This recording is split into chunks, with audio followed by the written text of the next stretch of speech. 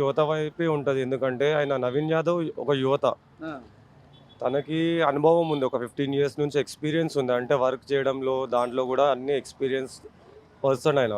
Okay. So, మేమందరం యువత తరపున నుంచి ఆయన యువత కాబట్టి ఆయనకే సపోర్ట్ ఇద్దామన్న ఆలోచనలో ఉన్నాం. ఆలోచనలున్నారు. ఇంకా పాత టైంలో ఏదైతే బీఆర్ఎస్ 15 ఇయర్స్ నుంచి అయితే 3 టైమ్స్ ఎమ్మెల్యే ఉన్నారు గదా! డెవలప్‌మెంట్ వర్క్స్ అన్నీ ఆగిపోయినాయి షేక్‌పేట్‌లో.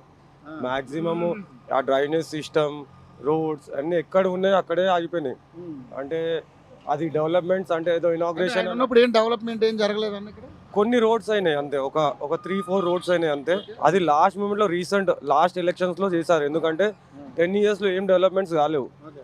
మీరు చూసుకోవచ్చు ఇక్కడ నుంచి మనం మామూలుగా ఇక్కడ నుంచి మనం అంటే నడుచుకుంటూ వెళ్ళినా కూడా మీకు అన్ని ఏదో ఒక ప్రాబ్లమే కనపడుతుంది. తిరుగుతున్నారు అన్ని బస్సులు. ఇది ఆల్రెడీ పీజీఆర్ టైంలో చేసిన రోడ్సే ఇవి. అవే డ్రైనేజ్ సిస్టమ్ ఉంది, అదే లైట్స్ ఉన్నాయి, అవే రోడ్స్ ఉన్నాయి, అవే ప్రాబ్లమ్స్ అంటే అప్పుడు జరిగిన డెవలప్మెంట్స్ తర్వాత ఏదైతే ప్రాబ్లమ్స్ ఉన్నాయో అవే ప్రాబ్లమ్స్ నడుస్తున్నాయి ఇంకా.